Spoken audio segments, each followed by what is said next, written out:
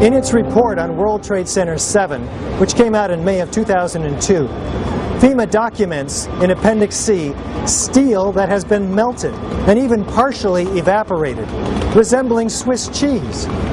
What are we to make of this?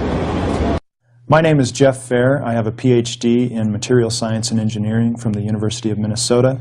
I have a BA in Physics from Brigham Young University.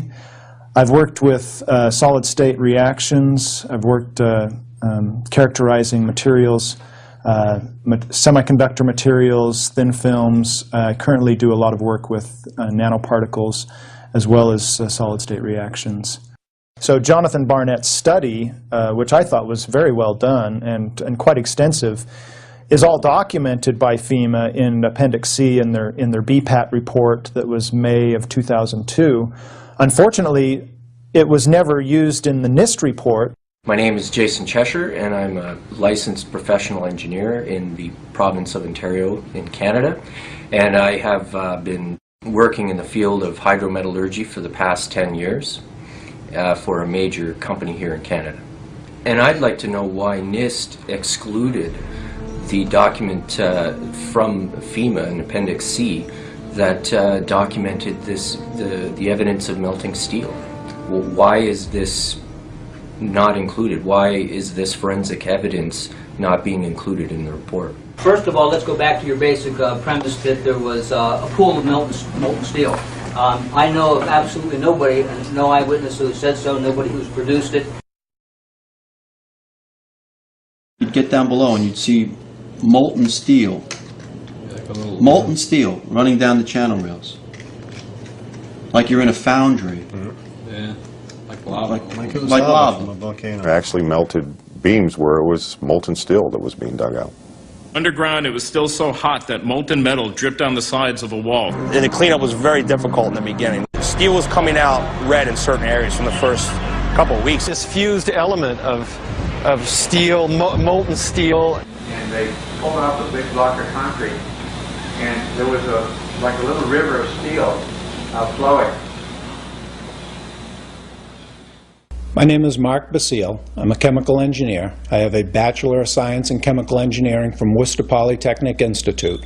I've worked for about 25 years in industry, and the majority of what I do is analytical work and figuring out what materials are composed of, why they are what they are, why they do what they do.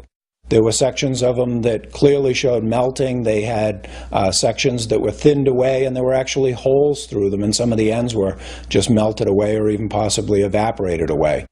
I'm Kathy McGrade. I have a bachelor's in metallurgical engineering from New Mexico Institute of Mining and Technology, which I got in 1979. I then spent the next 30 years with 3 startup companies. In an office fire, you cannot generate enough heat to melt steel. And yet we have evidence of molten iron in the microspheres, in the rubble pile, and the metal pouring out of the side of the tower. We could have filled up the Twin Towers with jet fuel and burned it all up, and that does not cause a fire hot enough to melt structural steel. My name is Gary Warner. I'm a mechanical engineer. I hold a professional certification from the Association British Columbia. I worked as in the project engineering department of the casting plant of Alcan, the aluminum company of Canada, one of the largest aluminum smelters on the planet at the time. And in that smelter we turned aluminum oxide into aluminum, molten aluminum. Molten aluminum is silver. It's not yellow, it's silver. It looks like mercury. The yellow molten metal that I saw pouring out of the South Tower is indicative of molten iron. I was a bit incredulous when I learned that NIST claimed that the molten metal was aluminum. I mean, it doesn't look at all like molten aluminum. It looks like iron, molten iron. That's what it looks like. And I've seen tons of it. We used to cast this in Alcan. They still cast it.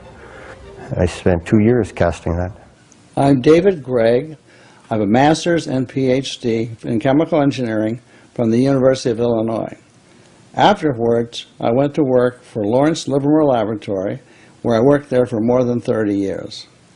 You cannot get a flame hot enough to start the metal to molten, make it molten in the first place so that this other process takes off. I don't know of any mechanism for that. The only way that's known that a carbonaceous material can cause steel or iron oxide to turn into a molten metal is in a blast furnace.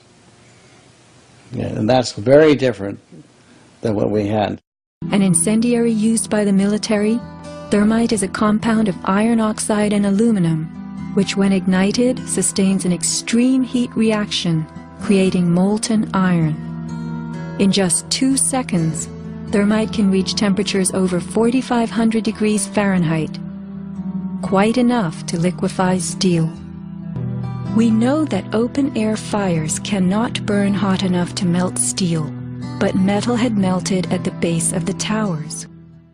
The next question is how do you get the sulfur in these pieces of steel or in the debris, and that question is unanswered. There's a version of thermite called thermate, which has sulfur in the thermate and what the sulfur does is it's sort of like salt on ice. Appendix C of the FEMA report describes sulfur residues on the World Trade Center steel. The New York Times called this the deepest mystery of all. Sulfur slightly lowers the melting point of iron, and iron oxide and iron sulfide. And it just basically makes the steel melt at a lower temperature. So instead of having to bring the steel up to 1500 centigrade, you can slice through it with material that's at 900 or 1000 degrees centigrade. And if you do a search on Google for thermite and building demolition, you can find all sorts of wonderful devices that have been fabricated and invented that use thermite for building demolitions. Thermite is, in the old-fashioned thermite, is a mixture of pulverized aluminum and pulverized rust. And if you can get this mixture to react, which is not so easy, it produces tremendous heat, and this is what you call an incendiary. An incendiary is something which can be used to destroy something by the means of heat, while an explosive is something which acts with pressure. It knocks things apart. Now, the old-fashioned incendiary is not an explosive, but it is still used for military purposes for melting iron structures. Practical applications of thermite involve things such as equipment decommissioning in the military. When they have a piece of artillery or a tank or something like that that they don't want to leave behind to the enemy, they throw what are called grenades, thermite grenades, down the barrel, let's say. But thermite does not explode. It simply reacts, produces large amounts of heat and molten material. In the case of thermite cutting charges, you would have heard far less noise since they are worked by thermal heating, melting of the steel, rather than an explosive cutting as in RDX charges.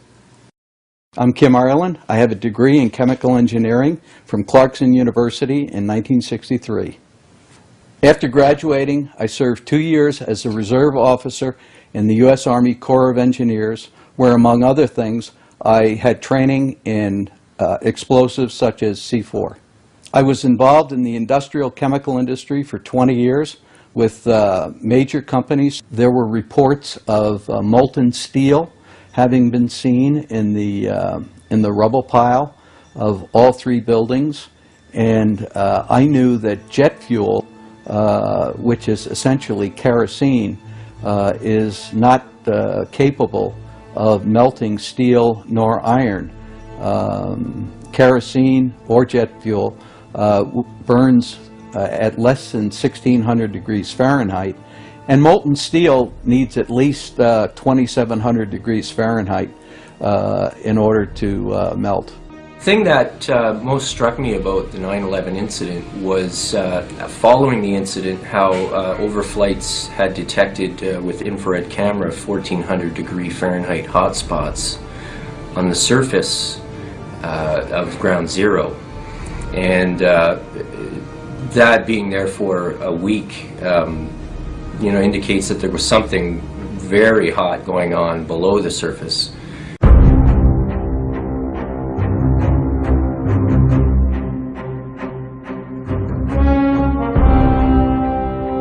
Another question that may haunt the new Freedom Tower. According to USGS, they found as much as 6% of the World Trade Center dust consisted of tiny, previously molten iron spheres. What does this tell us about the temperatures generated in the tower's destruction? My name is Adam Parrott, and I have a bachelor's degree in chemical engineering from Queen's University. I've been working for an environmental consulting firm for a number of years. When the USGS collected samples of the World Trade Center dust, they found the iron microspheres. Insofar, the USGS does not have a valid explanation for the presence of these iron microspheres. But I've independently seen thermitic activity within 2 separate independent samples of World Trade Center dust. I'm Jerry Lobdell. I'm a retired physicist and chemical engineer. I have a BS in chemical engineering from Texas Tech, and I have extensive coursework in mathematics and physics from the University of Texas at Austin. I've had broad experience in analysis and applied research, 30-year professional history spanning physics, chemical engineering, statistical analysis and modeling, and operations research. So what do the microspheres contain? Iron is the main element, and then it has smaller portions of aluminum, sulfur, a trace of manganese, a trace of potassium. Most of them are less than about 1/10 of an inch in diameter, and they're spherical. And they're found in all of the dust blown out of the buildings during collapse, no matter where in Manhattan that dust is picked up. You must have had a much hotter heat source for you to get 2,700 degrees Fahrenheit in order to melt the steel, melt the iron, to get these spheres, these molten spheres. Your heat source must be something like a chemical reaction, an exothermic chemical reaction that reacts, in the case of thermite, reacts at 4,500 degrees Fahrenheit. My contention, based on finding thermite residue in the dust, is that it happened before. It didn't happen after in the fires that ensued in the rubble pile afterwards. It's all the characteristics of the microspheres, along with what I see in the attack of the beams that were actually found, tell me that thermite was involved in melting those steel beams.